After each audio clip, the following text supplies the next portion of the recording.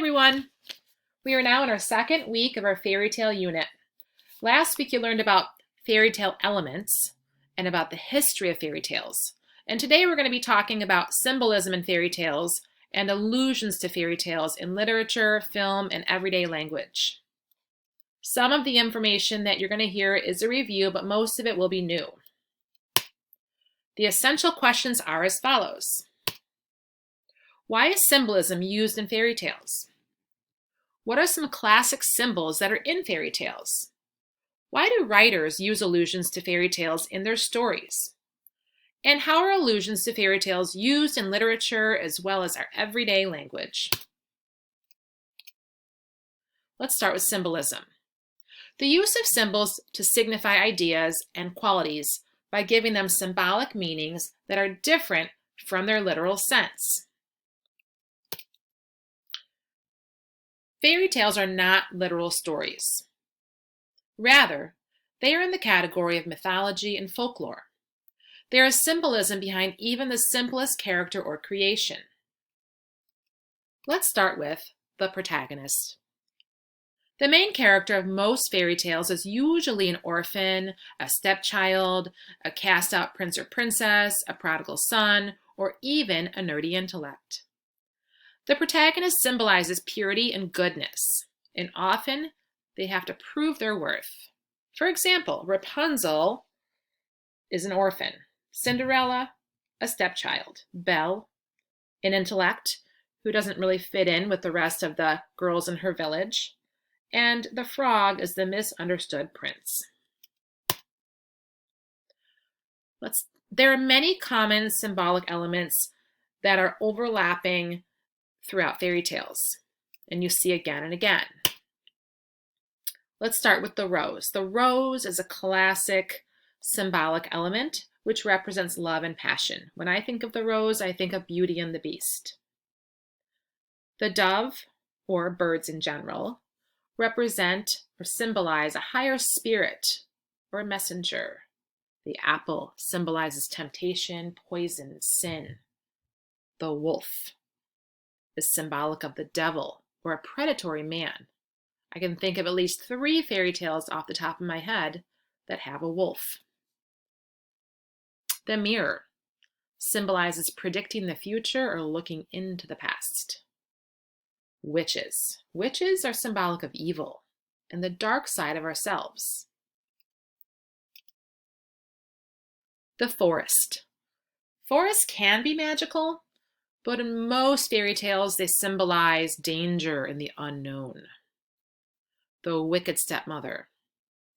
She symbolizes cruelty and lack of maternal support, and is a character in many fairy tales. On the other hand, fairy godmothers, or fairies, are the opposite. They symbolize maternal support and nurturing.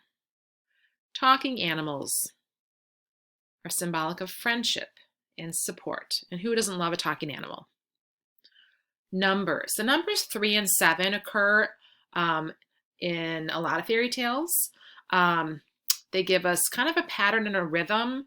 They can be lucky, such as the number 7. They can have a biblical reference, such as in the number 3 with the 3 wise men. Often you'll hear about 3 wishes or 7 dwarfs. So they come up again and again. Beauty and ugliness. Beauty represents and is symbolic of good character, and the opposite, ugly or unattractiveness, is symbolic of evil. There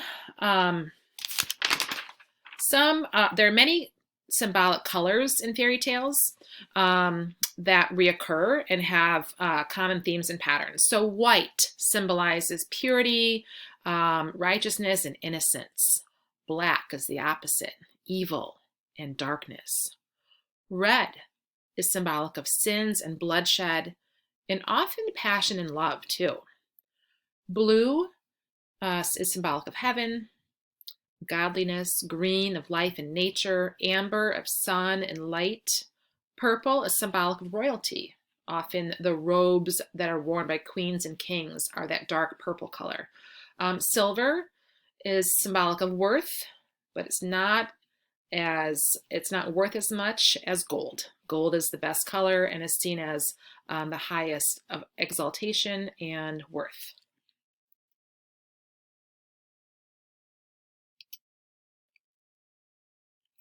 So now we're gonna move on to allusions. Allusions are something that we covered in our poetry unit, but we're going to take a look at them in a different way. So an allusion is a reference to a real or fictitious person, event, or literary work. Authors allude to fairy tales because we can relate to them more than any kind of genre. When we're little, we learn a variety of classic fairy tales and the morals and messages that lie within them. Let's take a look at Cinderella and Snow White. They have some overlapping aspects in their storylines. They are both treated poorly, and they're made to scrub floors and do hard work. They both have wicked stepmothers. Cinderella, she also has evil stepsisters.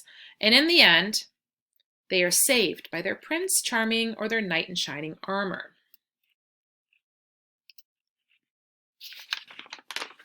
These tales are commonly alluded to in literature and movies. I would say these two tales probably have the most books and movies that allude to them.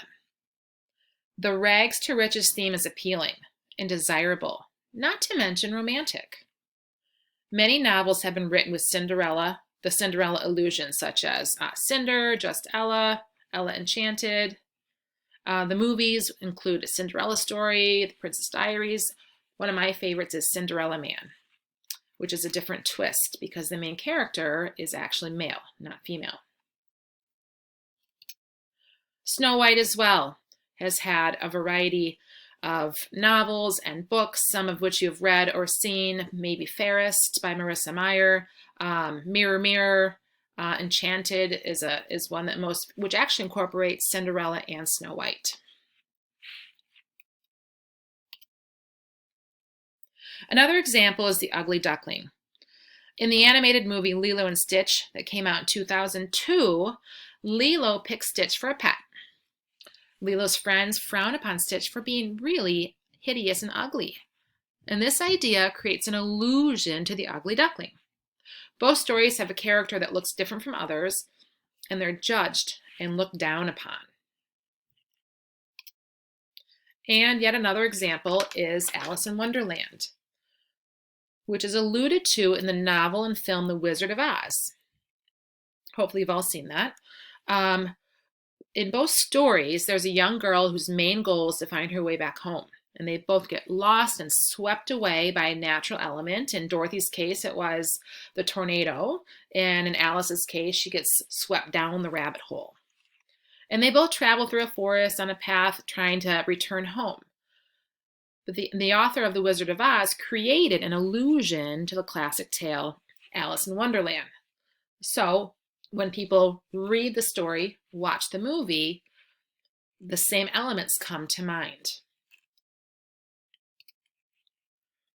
Allusions are also in everyday language.